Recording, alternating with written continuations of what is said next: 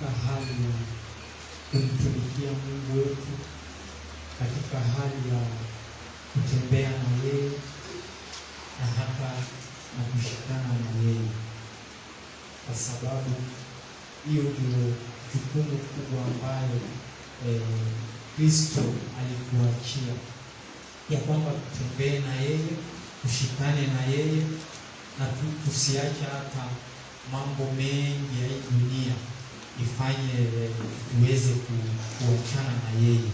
Maana najua kwamba mambo ya dunia hii wakati mwingine inatufanya tunamsahau Mungu, lakini Kristo anataka tuendelee kushikamana na yeye.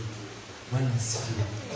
Siku ya leo nataka tujue kwamba Mungu wetu ana mpango mzuri juu yake, kama vile alivyoambia Israeli. Ukisoma katika Yeremia 29 mstari wa 11,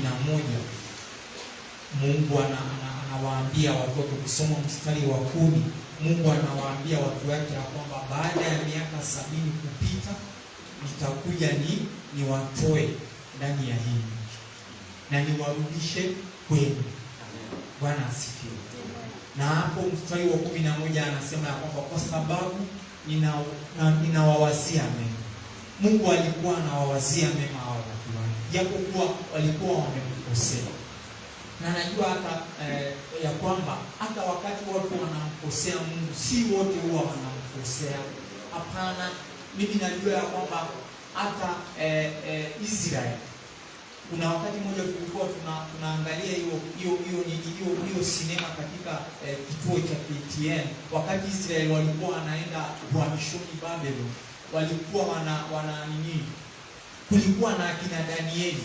Tulikuwa tunaona wakina Danieli walipokuwa wanatoka Jerusalem wakienda, wao walikuwa tu pale na walikuwa ni watu ambao wanampenda Mungu. Kwa hivyo namaanisha nini? Ya kwamba wakati mwingine hata watu wanaweza kuwa wamemkosea Mungu, lakini kuna wale bado wanatembea na Mungu, si ndio?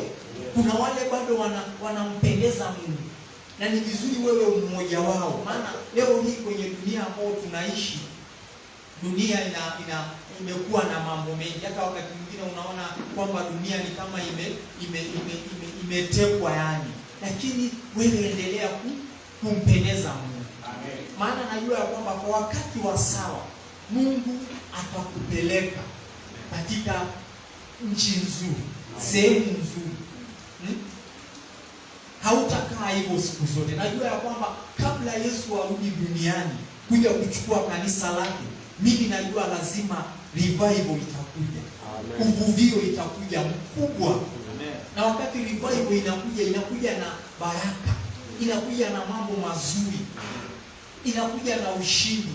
Amen. Inakuja na furaha, inakuja na uponyaji. Amen. Si ndio? Yes. Mungu wetu Kristo Yesu anakuwazia mema mpendwa. Labda leo hii uko hapo, unaona ya kwamba mwaka wa 2025 uko karibu kuisha, na unasema ya kwamba hata sikupata ile kitu nilikuwa nataka, ningali tu hapa Mungu. Lakini Bwana ana mpango mzuri na wewe.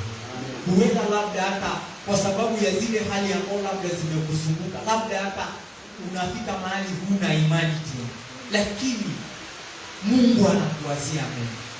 Wakati huo Mungu anapoambia Israeli hivyo, walikuwa hata wameona ya kwamba Mungu amewatupa. Wakaona Mungu hata hana haja na sisi. Mungu amekuachilia.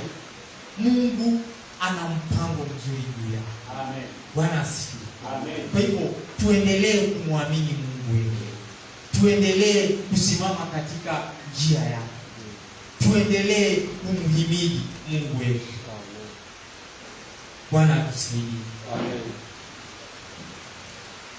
Na tunaendelea na lile neno ambalo tulikuwa tumejifunza. Tulikuwa tumeendelea na neno ambalo jinsi ya kumshukuru Mungu, na tukaona ya kwamba ni vizuri hata watu wa Mungu yani waepukane na roho ya tamaa. Maana tamaa huwa inafanya watu wakose kuona yale mambo ambayo Mungu anafanya. Bwana asifiwe. Mchungaji alikuwa ananiambia kwamba niendelee, ili sasa yeye achukulie wakati huo mwingine. Na tunapo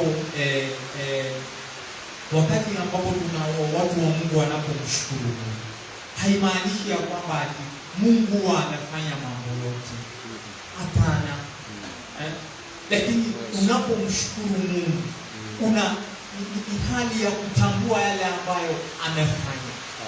Maana hata kama hajakufanyia mambo yote, kuna yale tu amefanya, si ndio? Ni hali ya kutambua yale ambayo Mungu amefanya. Maana hata yale ambayo hajafanya akafanya kwa wakati huo mwingine, si ndio? Maana tulikuwa tumeona watu wa Mungu ya kwamba hakuna ati vile unaweza pata mambo yote kwa wakati mmoja. Hapana, haiwezekani. Unakuta tu Mungu anafanya hii leo na anafanya. Maana nikuulize, leo hii Mungu akifanya mambo yote kwa wakati mmoja, sasa hata utakuwa na haja gani basi ya kuendelea kumfuata? Leo hii tuseme Mungu afanye tu, akupatie labda zile vitu ambavyo unataka kwa wakati mmoja zote na ziwe hapo. Si unaona hata mwanadamu wanaweza, wengine wanaweza wakaacha Mungu kwa sababu si wamepata kila kitu. Ama tuseme leo ya kwamba ukiwa tuseme una kila kitu katika meza yako, hakuna ile kitu ambayo yani labda ambao ina sasa utakuwa na haja gani basi ya kuendelea kumfuata Mungu? Lakini Mungu wetu tunapomshukuru, si kwamba huwa amefanya mambo yote tunayotaka kwa wakati huo. Hapana. Kuna mengine ambayo yamepungua bado. Lakini tunamshukuru kwa sababu yeye amefanya yale amefanya. Amekufanyia mambo mazuri mwaka huu. Anatusaidie. Ametupatia kuishi watu wa Mungu. Ametupatia afya. Afya ni kitu nzuri. Jana tulipokuwa tunaangalia news katika kituo cha KTN, tulikuwa tunaona mzee mmoja ambaye ameletwa pale, ambaye yeye kwa miongo miwili, muongo mmoja ni miaka 10, si ndio? Kwa miaka 20 hajawahi kuketi. Yeye huwa tu sijui kama kuna wale wameona hiyo ni si ndio? Yeye anasimamaga tu hivi, hawezi kuketi. Kama ni kuketi ni alale chini. Alipata ajali, alafu ikawa nini yake ya huku kwa mgongo ilivunjika.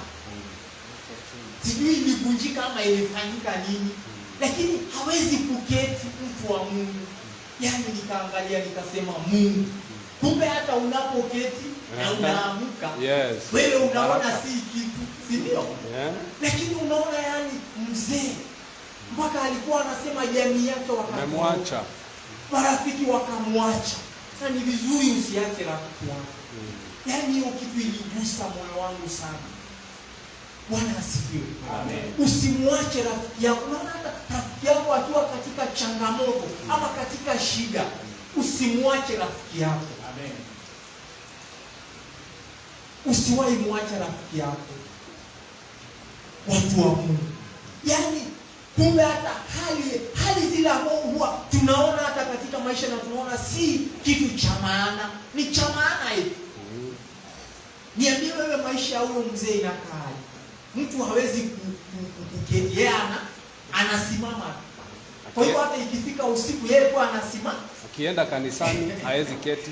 Akienda kanisani, watu wa Mungu amkumbuke kule alipo. Na amponye na amhurumie. Na Mungu amrudishie viungo vyake. Na aponye viungo vyake.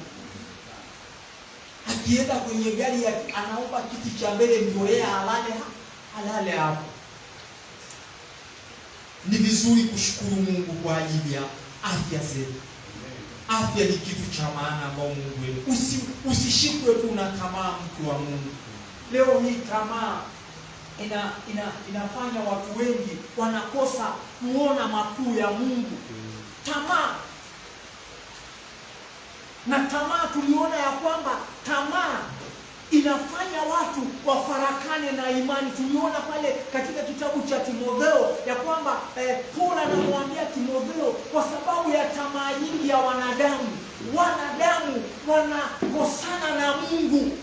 Na tukaona hata Israeli, ile kitu ilikuwa inafanya wakosane na Mungu si mambo mengi hata, hapana, lakini hawa watu ile kitu ambayo ilikuwa inawafanya wakorofishane na Mungu ni tamaa, kutamani. Na wakati wanatamani, wanakosa kuona yale ambayo Mungu amewafanyia kwa wakati huo ili wamshukuru. Na wakati ambapo tunapofarakana na imani watu wa Mungu, tunakosa hata kumfikia Mungu, kwa sababu ili tuweze kumfikia Mungu wetu ni wakati tumelinda imani. Amen. Ndio? Yes. Ukisoma kitabu cha 2 Timothy chapter 4 verse 7, Paul anamwambia Timotheo ya kwamba mimi sasa wakati wangu wa kufa umefika. Lakini anamwambia ya kwamba mimi nimelinda imani. Amen.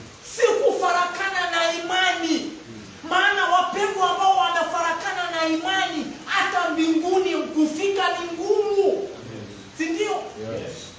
Kufika huko ni ngumu, watu wa Mungu. Tunatakiwa kwenye haya maisha, maana mwisho wa safari yetu ni huko. Wewe ulinde imani yako. Amen. Imani ambao Yesu ndio alianzisha ndani yako wakati ulipomwamini. Amen. Hii mambo mengine ambao watu wa Mungu tunatafuta ni mambo tu ya hii maisha. Na sisemi ya kwamba tusitafute. Tutafute. Yes. Tutafute kwa bidii, lakini mtambue Mungu. Yes. Bwana asifiwe. Na hii tamaa ambayo ninaizungumzia leo, ambayo inafanya watu wakose shukrani, inaingia mpaka ndani ya kanisa la Mungu. Unakuta imewaondoa wengi hata katika kanisa, hata wachungaji. Maana unaona hata wakati mwingine wachungaji wanaanza huduma ya Mungu vizuri, wanaendelea wakati wamepata pesa nyingi, wanaanza sasa biashara. Si ndio? Yes. Wanaanza biashara, wengine wanafanya investment huko, wengine wanakuwa watu wa kuuza mashamba, wengine wanaanza vitu vikubwa, na wengine unakuta hata ni kwa sababu sadaka zimekuwa nyingi, wanazichukua wanaenda wanafanyia investment. Na si vibaya watumishi wa Mungu kufanya hivyo, lakini je, hiyo vitu itakutenganisha na Mungu? Maana kuna njia ukichukua, mnaanza kukosana na Mungu wetu, mnaanza kukosana na Jehova polepole. Maana unakuta sasa wengine wanapoingia huko, wanaenda sasa wanashikwa na tamaa nyingi. Badala ya kutumikia Mungu, wanatekwa na fedha. Bwana atusaidie. Amen. Wengine wanajenga miji inaitanishwa kwa majina yao. Si vibaya watu wa Mungu kuwa na vitu kama hilo. Si vibaya kuwa na utajiri. Ni vizuri. Lakini je, wakati ambapo tuna hizo vitu, tunaendelea kushikana na Mungu wetu? Amen. Tunaendelea kumtambua? Ama hizo vitu zinatuteka? Paul alimuonya Timotheo, watu wa Mungu. Na tutaendelea kusoma hiyo kitabu. Katika hiyo kitabu cha 1 Timothy.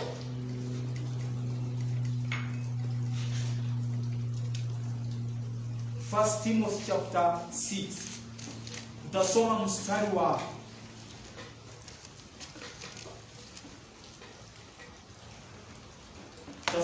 mstari wa 13. Bwana asifiwe. Amen. Naamini tunasikizana sisi wote. Yes. 1 Timothy chapter 6 verse 13. Neno la Bwana linasema, Paul anaendelea na yale maandiko ambayo tulikuwa tumejifunza, na anamwambia Timotheo ya kwamba na kuagiza mbele za Mungu aliyehifadhi hai vitu vyote, na mbele za Kristo Yesu aliyeungama maungamo mazuri yale mbele ya Pontio Pilato, kwamba uilinde amri hii pasipo mawaa, pasipo lawama, hata siku ya kufunuliwa kwake Bwana wetu Yesu Kristo, ambapo yeye kwa majira yake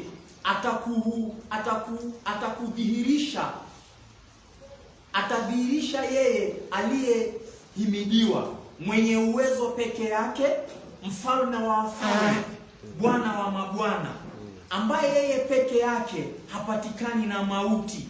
Amekaa katika nuru isiyoweza kukaribiwa, wala hakuna mwanadamu aliyemuona wala awezaye kumwona. Heshima na uwezo ina yeye hata milele na milele. Mstari wa 17. Walio matajiri wa ulimwengu wa sasa uwaagize wasijivune wala wasitumaini utajiri usio yakini, bali wamtumaini Mungu atupae vitu vyote kwa wingi, ili tuvitumie kwa furaha. Watende mema, wawe matajiri kwa kutenda mema, wawe tayari kutoa mali zao, washirikiane na wengine kwa moyo, huku wakijiwekea akiba iwe msingi mzuri wa wakati ujao, ili wapate uzima ulio wa kweli. Bwana asifiwe. Amen. Paul hapa tunaona ya kwamba anaendelea kumhimiza Timotheo, na leo neno la Mungu linazungumzia kanisa lake, na tunaona hapo ya kwamba Paul anamwambia Timothy ya kwamba na kuagiza ulinde, uangalie ile imani. Maana hapo juu tuliona ya kwamba alikuwa anamuelezea mambo ya imani, utauwa, upendo, saburi, upole. Amen. Na anamwambia ya kwamba shika sana hizo vitu.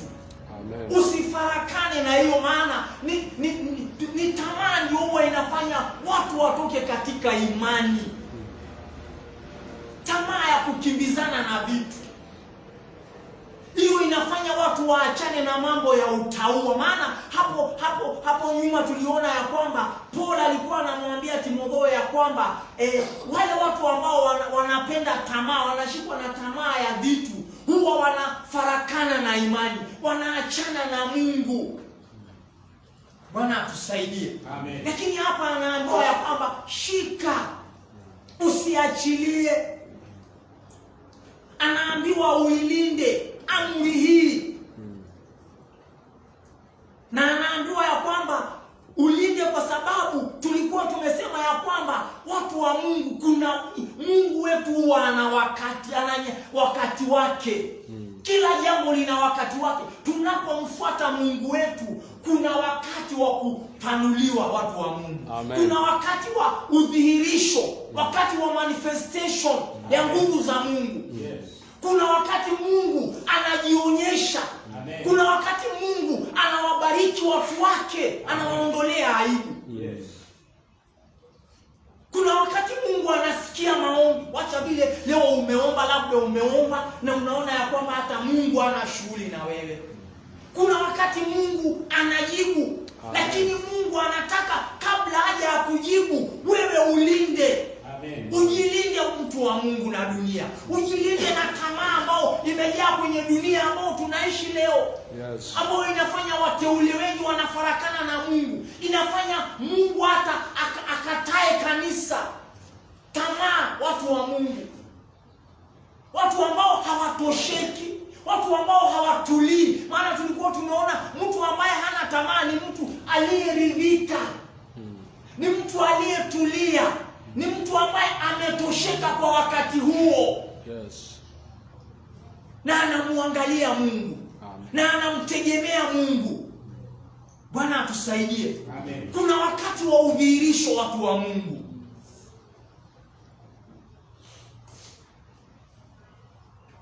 Kuna wakati ambapo inafika Mungu anampanua mtu. Amen.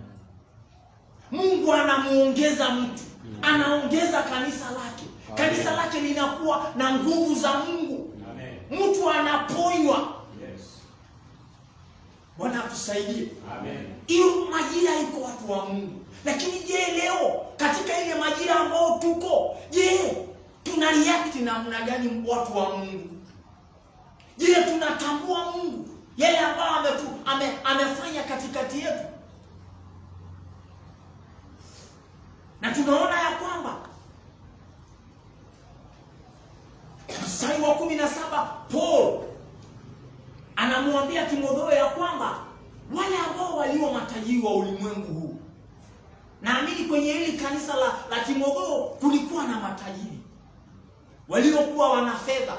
Hawezi kuwa anawaandikia kama hawakuwa.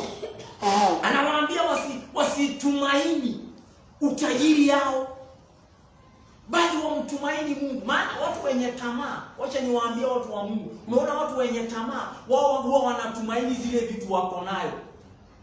Zile fedha iko kule kwa benki, magari, si ndio? Yes. Watu wenye tamaa huwa wanatumaini. Na mtu mwenye tamaa akiambiwa hata njoo utoke kwenye kazi ya Mungu, yeye huwa hataki. Anasema usiguse vitu zangu, mali yangu sio ya kuguswa.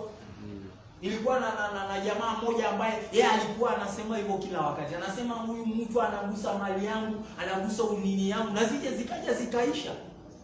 Utajiri huwa inaisha, si ndio? Yes. Wakati mtu amebarikiwa, mtu wa Mungu, huwa hajabarikiwa ndio sasa aweke matumaini yake pale, ale anashika, anashikilia. Mtu mwenye tamaa huwa anashikilia tu, hawezi kusambaza, kusimama na watu, hana hata shughuli. Mtu mwenye tamaa yeye hata ni mtu mgumu kabisa. Lakini mtu ambaye yeye anamtumaini Mungu, wakati kuna hitaji, anasimama na kazi ya Mungu. Amen. Wakati jirani yake ako chini, anamsaidia kwa sababu yeye anamtumaini Mungu. Yeye hajaweka matumaini yake kwa vitu ambavyo vinaisha. Bwana atusaidie. Amen. Paul anamwambia Timotheo hao matajiri wasiweke matumaini yao kwa hizo vitu, bali wamtumaini Mungu. Amen. Ambaye ndiye ametupa vitu vyote. Mungu ndio huwa mpeanaji watu wa Mungu. Amen. Mungu ndiye huwa anabariki watu wa Mungu. Yeye ndio ametupatia kila kitu ambao tulio nayo. Amen. Bwana atusaidie. Amen. Na ndio maana unaona kanisa la Mungu huwa inaanzishwa na watu wa chini, watu wa Mungu. Kanisa lile la Kristo ambalo kweli hata limesimama, imeanzishwa na watu wa chini. Watu ambao hata hawana maana, watu ambao wengine hata huwa wakionekana hivi wanadharauliwa. Mbona Mungu hawezi kubali matajiri waanzishe? Kwa sababu wao huwa wanatumaini hiyo vitu yao. Bwana asifiwe. Amen. Lakini itafika mahali najua ya kwamba Mungu atafanya mambo makubwa. Amen. Itafika wakati hata Mungu atawaleta. Yeye mwenyewe anawashika. Yes. Anataka kwanza kazi yake ipate msingi. Yes. Msingi. Bwana asifiwe. Amen. Ndio mtu asije akajivuna, maana mtu anayetumaini vitu huwa anajivuna. Anasema hizi vitu zangu, anasema hizi pesa ndio zimenunua hizi viti, hizi pesa ndio huwa zinalisha mchungaji nini. Hakuna kitu kama hiyo. Amen. Bwana atusaidie. Amen. Leo hii tukisema kama hapa huwa tu ni Mungu. Hakuna ati kitu tunaweza kusema ati tuna kitu kikubwa. Hapana, ni Mungu tu ndio huwa anatusaidia ili tuweze kuendesha kazi yake. Si ndio? Hivyo ndivyo Mungu anataka watu wa Mungu. Matajiri walikuwa wanaonywa ya kwamba wamtumaini Mungu. Na wanaambiwa ya kwamba watende mema. Wale matajiri katika kutenda mema, wawe tayari kutoa mali zao, washirikiane na wengine kwa moyo, huku wakijiwekea akiba. Bwana asifiwe. Wakijiwekea akiba kule watu wa Mungu, kule ambapo roho yangu na yako itaenda baadaye katika kumtumikia Mungu. Unaona, wakati watu wa Mungu tunapoendelea kuhifadhi ile imani yetu, tusikubali tamaa za hii dunia itufarakanishe na Mungu. Mimi najua leo kwa wakati kama huu, unajua kuna watu wengi hata watarudi nyuma kwa sababu ya kutamani vitu ambavyo hata si za maana. Ni vibaya. Unaona, hata ikifika Christmas, kama hata hauna pesa, wewe usinini, wewe kula ile chakula ambayo imepatikana, si ndio? Na unyamaze, achana na tamaa ya vitu, mtu wa Mungu, ili sikukusanishe na Mungu. Maana tamaa ya vitu tumeona ya kwamba inawaingiza watu katika uchungu wa moyo. Kuna mtu hata ikifika Christmas anataka nguo mpya.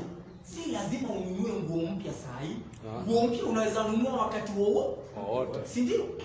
Ni vizuri hata kufundisha watoto wetu ya kwamba si lazima hata ikifika Christmas mtoto analete pressure kusukuma baba na mama lete nguo. Hapana. Nguo inanunuliwa wakati wowote. Si ndio? Sio hata sasa Christmas lazima kama iko ni sawa. Lakini kama hakuna, watu watulie. Bwana asifiwe. Ili unapoanza mwaka uanze na Mungu. Amen. Usianze na mwaka kama umefarakana na Mungu kwa sababu unatamani vikubwa. Unakosa kuona mambo Mungu anafanya. Unakosa kuona afya Mungu ambaye amekupatia. Unakosa kuona ulinzi ambao Mungu amekulinda mwaka mzima ama tangu ulipozaliwa. Nani alisema ati lazima mimi niishi kwenye dunia? Na kuna watu wengi ambao waliokufa. Mimi najua kuna wengi ambao ulizaliwa na wao ambao leo hii hawako kwenye dunia. Je, wao kwani walimkosea Mungu nini? Ambao wewe ulifanya mambo mazuri wewe uwe? Hapana. Kuna watu wengi wamechanganyikiwa, watu wa Mungu. Tunatakiwa kumappreciate Mungu wetu kwa ajili ya kutuleta mpaka hapa. Kwa ajili ya kutuokoa. Ametuokoa. Amen. Krismasi ambao tunasherehekea, tunajua ya kwamba Yesu alikuja kwa sababu yetu. Bwana asifiwe. Hata kama sisi hatujui wakati ule ambao Yesu alikuja duniani, lakini tunajua siku moja Yesu alikuja akafa kwa sababu yetu. Ndio maana tumeokolewa. Amen. Tunatakiwa kumshukuru Kristo kwa ajili ya kutuokoa, watu wa Mungu. Amen. Na tusikubali kutekwa nyara na tamaa ya dunia hii. Kuwa na kiasi. Bwana asifiwe. Amen. Mungu anataka watu wenye kiasi, kanisa lenye kiasi. Leo hii hata kwa nini unakuta ndani ya kanisa unakuta saa zingine hata kuna migongano nyingi kwenye viongozi, labda inapofika ni mambo ya pesa. Ni kwa sababu ya tamaa ya watu. Unaona wachungaji ambao wana tamaa. Nashukuru Mungu mchungaji wetu ana hizo tamaa. Amen. Tamaa za pesa. Unakuta watumishi wa Mungu huwa kwa pesa hizi. Mtu unakuta anachukua zote. Kwa nini unachukua zote? Unachukuaje zote hii pesa? Na wakati kuna mtu alijinyima, yeye akatoa hata na akabaki hivyo. Si ndio? Kwa nini wewe unachukua zote uende ule? Si hata wewe ujinyime. Nashukuru hapa huwa tunaweka pesa kwenye account. Hata kwenye hii huduma kuna wakati tu tulikuwa kuna pesa nyingi. Ni vile tu wakati mwingine hali hubadilika. Kuna wakati tulikuwa na pesa nyingi ambao ingefanya mambo mengi. Si ndio? Yes. Na tunajua ya kwamba wakati huu itafika ambao tutapata tena zingine nyingi zaidi ya hizo. Amen. Ni vizuri kanisa la Mungu, watu wa Mungu. Maana unakuta wachungaji kwa sababu tunashikwa na tamaa, unakuta sasa wewe ukishauriwa hutaki kusikia. Unaanza kupiga watu vita. Kwa nini? Kwa sababu ya tamaa ya pesa. Yaani unataka wewe uchukue zote. Maana mtu ambaye hana tamaa huwa hata anajinyima. Si ndio? Yes. Anajinyima. Anaona wengine. Tamaa inakusanisha watu na Mungu, na ni vizuri tuchungane na ili roho watu wa Mungu. Maana hata baada ya kujikusanyia vitu, kusanya kule, chukua huku, je, utawahi tosheka mtu wa Mungu? Pesa zitawahi kutosha? Tulikuwa tumeona ya kwamba wale ambao wanataka vingi huwa hawashibi, hawatosheki. Mungu atusaidie na alisaidie kanisa lake. Amen. Maana hata makanisa mengi watu wa Mungu, hii roho imeingia ndani ya tamaa na imefanya Mungu aondoke. Unakuta watu wanaanza vizuri na Mungu, lakini wacha tu yaani tamaa ianze. Mungu huwa hataki hiyo. Mungu anataka watu ambao wanaepukana na hili roho. Au ndio Mungu atawatumia. Juzi nilipokuwa kuna ripoti nilikuwa nasoma ya mchungaji mmoja ambaye alikuwa anatumiwa na Mungu kule Tanzania. Alikuwa anaitwa Askofu Kolola, Moses Kolola. Na alikuwa hapo mahali nilikuwa nasoma, alikuwa anasema kwamba huyu mzee alikuwa ameshamaliza safari ya kafu, lakini alitumiwa na Mungu katika ishara na miujiza. Amen. Mikutano yake ilikuwa ukienda hata hakuna pepo angesimama hapo ama shetani. Lakini ukisikia historia ya huyu mzee, alikuwa anasema hapo ya kwamba yeye alikuwa hata hana tamaa ya pesa. Yeye alikuwa amejengewa nyumba na kanisa na akasomeshewa watoto.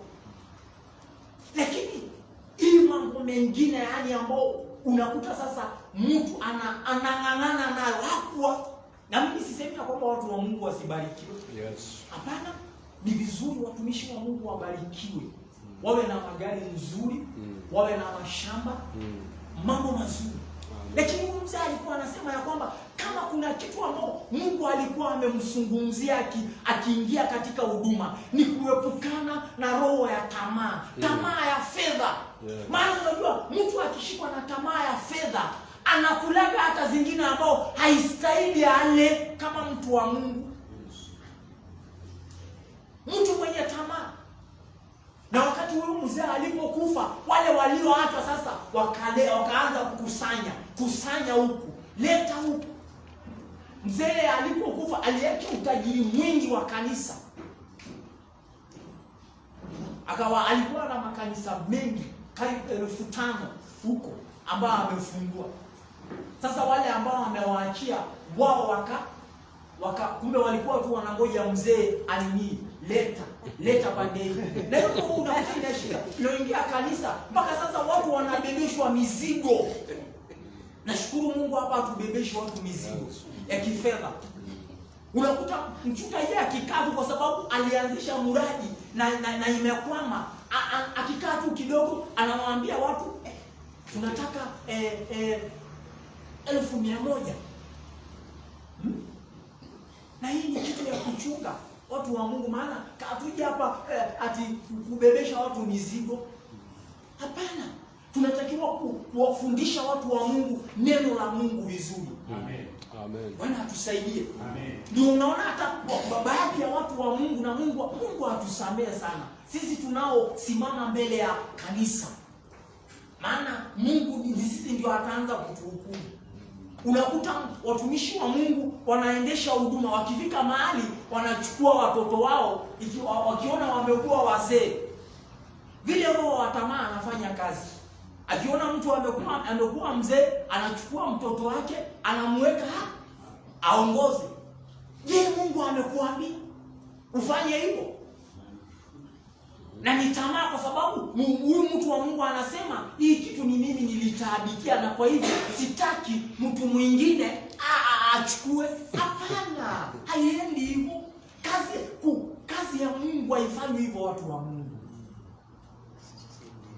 Tamaa, unaona vile shetani anapenya kwa siri ndani ya kanisa. Tunapozungumzia kuhusu kupeana manto, inapeana kulingana na vile yeye mwenyewe anataka. Kwani ni yako? Ni ya kwako? Nataka watu wa Mungu tuulizane, kanisa ni la mchungaji? Kanisa si langu letu. Yes. Hii ni kazi ya Mungu. Mungu akisema ni nyuma ndio anachukua. Apewe na aachiwe. Mungu akisema ni watoto wa mchungaji wapewe.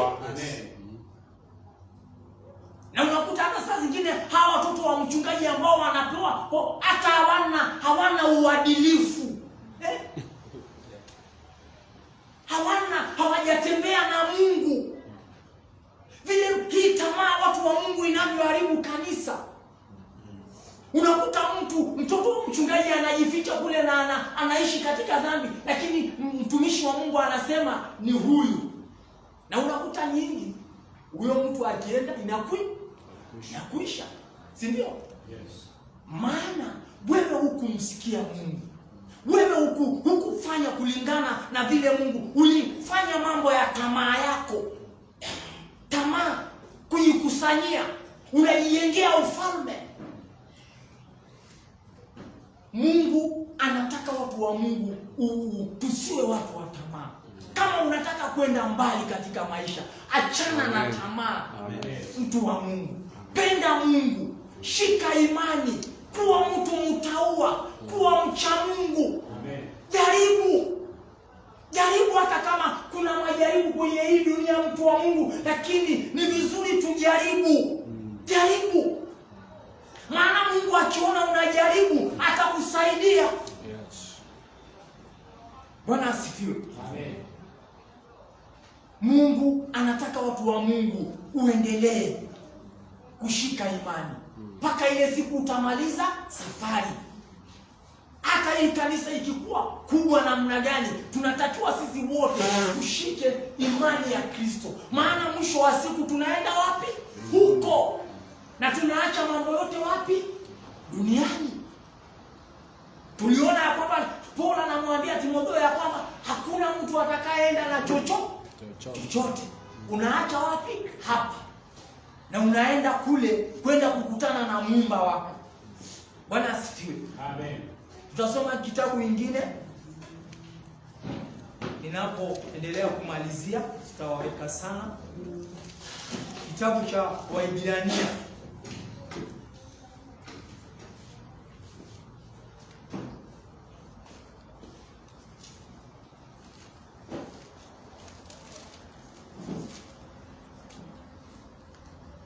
Kitabu cha Waibrania 13.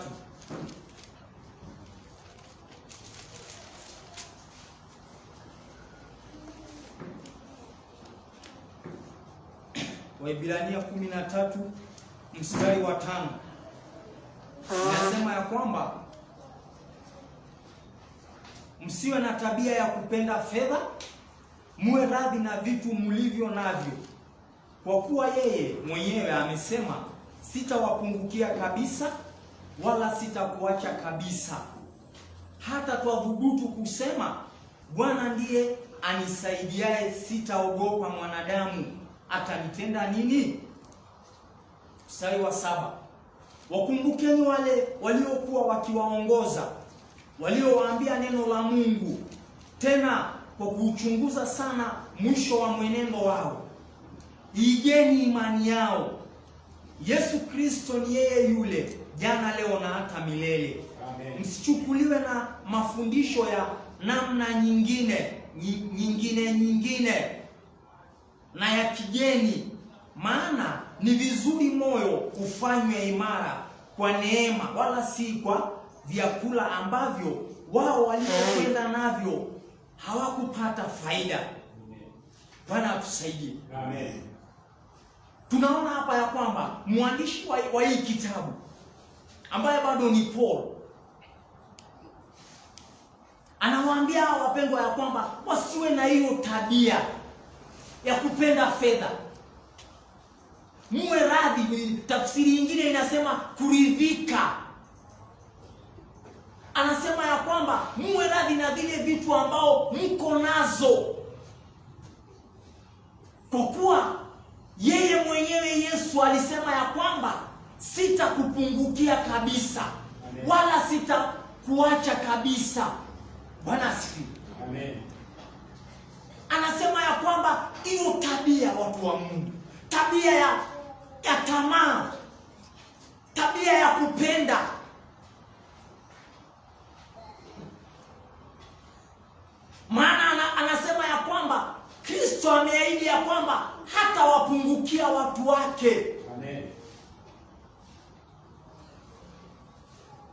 na anasema ya kwamba Bwana ndiye anayetusaidia, sitaogopa. Maana wakati mwingine kwa sababu ya hali ya watu kushikwa na wasiwasi, kwa sababu ya hali wakati mwingine kuogopa, hata tunaona ya kwamba Israeli walipokuwa wananung'unika ni wanaogopa, si ndio? Walikuwa wakifika mahali wanashikwa na uoga, wanajiuliza ya kwamba sasa tutapata wapi kitu fulani ambao tunataka. Mungu anataka usiogope, maana yuko upande wako. Bwana asifiwe. Usiogope, kwa sababu wakati ambapo utakuwa unaogopa ndio utaingia katika shida, ndio utaingia katika hali ya kukimbizana na vitu ile hali ambayo leo iko mbele yako. Mungu anasema ya kwamba usiogope, mtu wa Mungu, kwa sababu amesema ya kwamba hata kupungukia, atakusaidia. Yes. Kwa nini unaogopa leo? Kwa nini unashikwa na wasiwasi leo? Maana ukishikwa na wasiwasi unaanza kumshuku Mungu, unaanza kuona ya kwamba Mungu hana uwezo. Ukishikwa na wasiwasi unafarakana na imani, maana mtu anayeogopa ni mtu ambaye hana imani kwa Mungu. Bwana atusaidie. Amen. Mungu ndiye anayetusaidia, watu wa Mungu. Ni vizuri tusimame wima, tukijua ya kwamba Mungu wetu wakati wake unakuja. Amen. Wakati wa Mungu uko njiani, watu wa Mungu. Lakini je, wakati huo wa Mungu inapokuja atatupataje?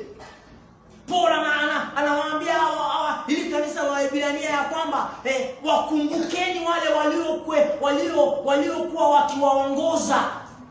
Anazungumzia kuhusu viongozi. Ni vizuri viongozi wale kielelezo. Amen. Bwana atusaidie. Amen. Viongozi wawe kioo cha kuangaliwa. Imani yetu. Anawaambia ya kwamba muangalie wale ambao waliokuwa wanawaongoza, waliowaambia neno la Mungu, tena kwa kuchunguza sana mwisho wao na mwenendo wao. Na anawaambia igeni imani yao. Kumaanisha hawa watu ambao walikuwa wanawaongoza, hawa watu walikuwa ni watu ambao wana mwenendo mzuri, walikuwa ni watu ambao wana imani kwa Mungu. Amen. Ile imani ambayo tumesema tusifarakane nayo, watu wa Mungu. Bwana atusaidie. Amen. Viongozi, watu ambao wanaonena neno la Mungu, wanaowaelekeza watu siku ya leo. Maana tunaona ya kwamba leo kwa ajili ya viongozi kufarakana na Mungu, maana viongozi wa kanisa wanatakiwa wawe wana imani, ili waweze kuwaelekeza watu. Maana huwezi waelekeza watu na wewe huna imani, wewe ni umepotoka, wewe ni mtu umejaa tamaa. Ukiwa wewe ni kiongozi unaongoza watu na wewe unajichanganya, ili wewe ndio una release kwa watu wa Mungu, na ni makosa. Viongozi ambao walikuwa wanaongoza hawa watu walikuwa ni watu ambao wana imani. Bwana asifiwe. Amen. Ni watu ambao wana mwenendo mzuri. Na ndio maana Paulo anawaambia watu ya kwamba muwaige, muangalie. Na anasema ni vizuri, anawaambia ya kwamba wasichukuliwe na mafundisho ya namna nyingine ya kigeni, mafundisho ambayo tunajua imejaa katika dunia ambayo tunayoishi leo. Anawaambia ya kwamba watu wasichukuliwe na mafundisho kama hiyo. Maana anasema ni vizuri moyo ufanywe imara kwa neema, wala si kwa chakula. Maana kuna watu wana nini tu, ni mambo ya chakula ndio wanaofuatilia sana chakula cha hii mwili. Ni vizuri watu wa Mungu ya kwamba mioyo yetu ifanywe imara kupitia ile neema ambayo inayotokana na neno la Mungu. Bwana asifiwe. Amen. Maana tunapofanya hivyo, watu wa Mungu, hapo ndio tutalinda ile imani mpaka ile siku yetu, mpaka uwe mzee. Tunatakiwa watu wa Mungu kutembea na Mungu. Mungu wetu mpaka umalize safari. Kama Mungu amekuwekea uishi miaka 100 kwenye dunia ama miaka 90, tembea na yeye, tembea naye. Pesa isije labda ikakufanya sasa umwache Mungu. Wakati unapopata pesa, mkaribie Mungu zaidi. Wakati hii huduma inapokuwa, tunatakiwa kumkaribia Mungu zaidi. Amen. Wakati mambo inavyofanyika hivi, watu wa Mungu, maana hiyo ndio hufanya kuingiza watu katika tamaa. Moyo wa mwanadamu huwa ni mdanganyifu, si ndio? Hivyo ndio Yeremia anasema, mioyo yetu, mioyo ya watu inadanganya. Wakati mtu anainuka, anashikwa na tamaa, anataka vitu vyote. Na wakati unaposhikwa na hii tamaa, mtu wa Mungu, mnaanza kuachana na Mungu. Na unajua kuachana na Mungu ni pole pole. Pole pole. Pole pole. Mungu anaendaga kimya kimya. Wakati Mungu anaondoka, kwani kunatokeaga ngurumo za radi? Hapana. Mungu anaenda taratibu, taratibu. Na unakuta sasa mumeachana na Mungu. Na hakuna kitu kibaya kwenye hii maisha kama kuachana na Mungu. Ni heri uteseke, ni heri ung'ang'ane, lakini una Mungu. Amen. Bwana asifiwe.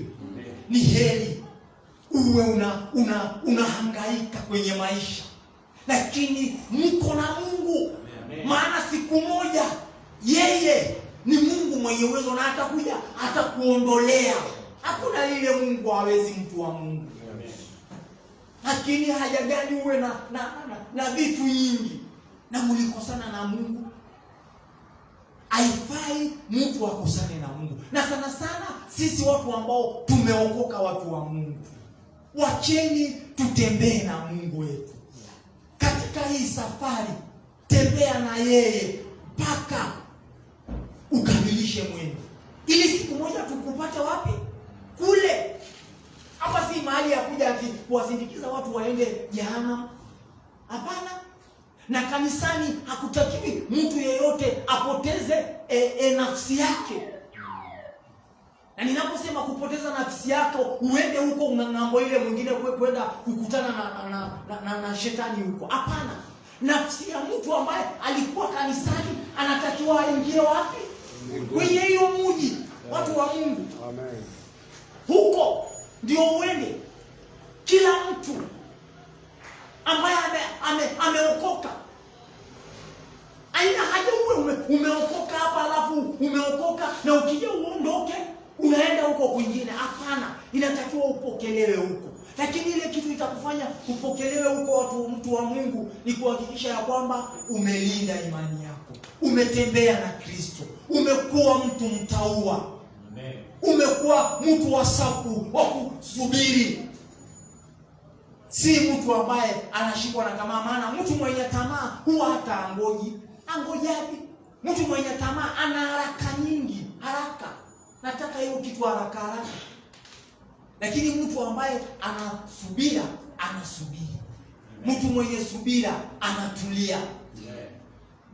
Vijana wetu wakiwa anasubira, anatulia, haharakishi. Unaharakisha uende huko ukafanye nini? Anatulia, anapata mke kijana anasubira, anaomba Mungu, si ndio Alex? Anaomba Mungu taratibu, anapata dada mzuri. Na baada ya kupata huyo dada, si kwamba anaenda kufanyia harusi yake huko kwenye nini kichaka huko. Hapana, anafanyia wapi? Hapa. Unafanya harusi. Atuache hii mambo ya kusema ati siku hizi harusi haiwezekani. Kwa nini haiwezekani? Haiwezekani kwa nini? Inawezekana. Mtu afanye harusi ambayo inaompendeza Mungu, lakini ni kijana ambaye hana roho ya tamaa, anasubiri. Yes. Unafanya harusi hapa saa 6. Amen. Mchana. Hao watu wakishuhudia mchana. Amen. Na unafanya harusi ambao ni safi ndani na nje. Kwani niwaulize, kwa nini bibi harusi anavalishwa hiyo shela nyeupe? Hiyo inamaanisha kwamba huyu mtu ni mweupe kama hiyo. Mweupe kama pamba, kama hiyo neti. Lakini kwa nini watu wengine wanataka kufanya harusi ambao zina ukora ndani? Hakutaki kitu kama hiyo. Tunataka watu ambao wanasubira. Wacha tamaa. Maana tamaa hiyo inakuingiza kwa shida, kwenye majuto. Kuna watu wengi walipoingia kwenye tamaa, leo hii wanajuta, wanalia. Ni vizuri kutulia. Vijana wetu, unapoomba Mungu, unaomba Mungu. Na unaomba Mungu, hata ukiona dada, unamuuliza Mungu akuzungumzie kama ni yeye. Mungu atakuzungumzia. Mimi wakati nilipopata Veronica nilikuwa nimetaabika sana. Na nilimuomba Mungu, nikamwambia Mungu, wakati nilipokuwa naenda huko, na mimi sikuwa nimemwambia, nikamwambia Mungu, ninataka unizungumzie kama ni yeye. Na kuna jambo nilikuwa nimemuomba Mungu. Nikamwambia kama ni yeye Mungu, ninataka nikifika huko nione hii na hii na hii. Mungu wangu. Maana sikuwa nataka kuingia kwenye aibu. Amen. Na Mungu akafanya hivyo, nikajua ni yeye.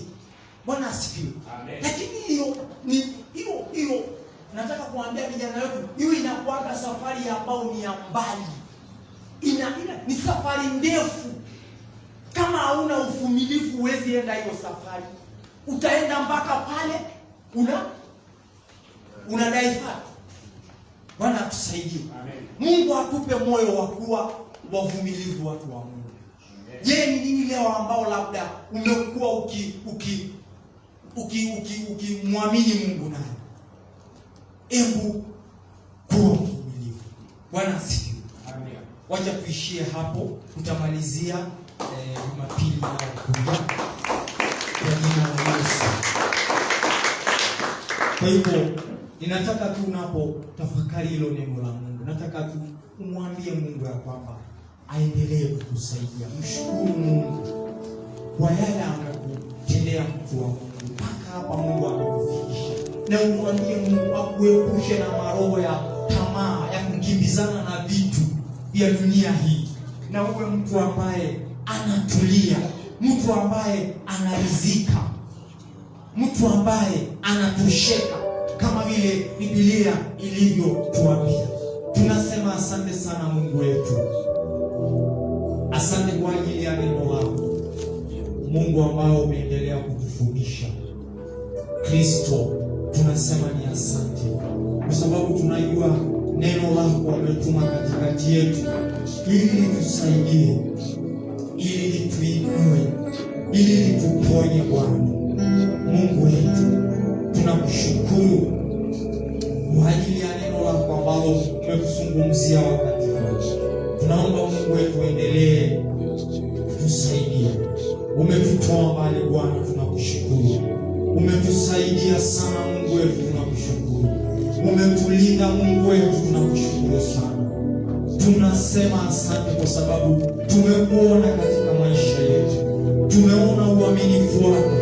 Uaminifu wako imekuwa ngao na kigai juu ya maisha yetu. Haujatupungukia kamwe. Ni wewe umetulinda mwaka huu wote. Licha ya kwamba tumekuwa na changamoto nyingi, tumekuwa na hali nyingi zinazotukumba katika maisha, lakini Yesu umetusaidia na tumefika hapa leo. Tunakushukuru kwa sababu tunajua kwa wakati wako mambo mema itafanyika. Tunaomba utuepushe na maroho ya tamaa, maroho Bwana ambayo huwa hata wafanya watu wako wafarakane na wewe Mungu. Na tunakataa hiyo roho kwenye huduma hii, kwenye maisha yetu, hata kama watumishi wako. Tunakataa maroho za tamaa ya fedha, tamaa ya vitu vingi Mungu wetu, tamaa za kila namna, tamaa ya dhambi. Tunakataa katikati yetu. Na Mungu, tunatangaza tutatembea na wewe Mungu, tutalinda imani yetu Mungu, tutakuwa watu wa subira, tutakuwa watu walio na kiasi, tutakuwa watu Mungu wetu ambao wanasimama katika ukamilifu wako. Mungu wetu, ili uendelee kututumia Mungu kwenye hii mji. ili turejeshe wengi kwako Mungu wetu. Tusaidie Mungu wetu, tupe Mungu wetu msimamo na mwenendo mzuri, ili wengi waige mwenendo wetu, wengi waige imani yetu Mungu wetu, kama vile neno lako lilivyotuambia. Tunasema ni asante. Tunawaombea watu wako hawa, uwakumbuke watu wako Bwana. Tunaomba wakati wa kuwakumbuka watu wako ifike, kama vile neno lako limetuambia kwenye kitabu cha Timotheo ya kwamba siku yako ya kudhihirishwa wewe Yesu, siku yako ya kujionyesha kwa watu wako, tunaomba ifike, siku ya manifestation ya nguvu zako, siku ya uponyaji kwa watu wako Bwana, siku ya kuinuliwa na kupanuliwa kwa watu wako. Tunaomba ifike Mungu wetu, maana tumeingojea na tunaendelea kuingojea, na tunajua siku yako itakuja ya kutendewa mema, ya kuinuliwa, katika jina la Yesu. Tunaombea watu wako wale ambao watasafiri hii wiki. Mungu, tunaomba uwalinde watu wako barabarani, uwalinde watu wako kwenye magari, watu wako wasafiri salama na waende kule majumbani mwao na washerekee na wapendwa wao. Mungu, uwalinde huko Mungu wetu, na hata wakati wanarudi uwalete salama Mungu wetu, ili tuje kujumuika na kuendelea katika hali ya kukuinua na kuadhimisha wewe Mungu wetu. Tunasema ni asante. Tunawaombea Wakenya wa aina mbalimbali wanaosafiri Mungu wetu kwenda sehemu mbalimbali katika nchi ya Kenya. Tunawaombea uwalinde Mungu wetu. Tunakataa maroho ya ajali wakati huu, tunakataa maroho ya umwagikaji wa damu kwenye barabara za Kenya Mungu wetu. Tunaomba ulinzi kwenye barabara za Kenya. Wakenya wanaposafiri sehemu mbalimbali, uwalinde Mungu wetu, uwahifadhi Mungu wetu, wasife Mungu wetu, bali waende vizuri na wakakute familia zao Mungu wetu, na uwarudishe vizuri Mungu wetu, maana wewe ndiye mlinzi wetu unaye walinda watu wako, na tumesimama kwa niaba ya Wakenya kuomba ulinzi wako Mungu wetu, ulinzi kwenye familia, ulinzi kwenye jamii, ulinzi kwenye watoto, maana wewe ni Mungu wetu. Pokea sifa zetu mchana wa leo. Tunakuomba Bwana, tunapoondoka hapa uende nasi. Tunanena baraka yako juu ya watu wako, uso wako uangazie watu wako, uwepo wako iende mbele ya watu wako Mungu wetu. Tunaomba ya kwamba Mungu uwaangazie watu wako siku zote katika wiki ambao wanaanza siku ya kesho. Katika jina la Yesu tumeomba na kuamini.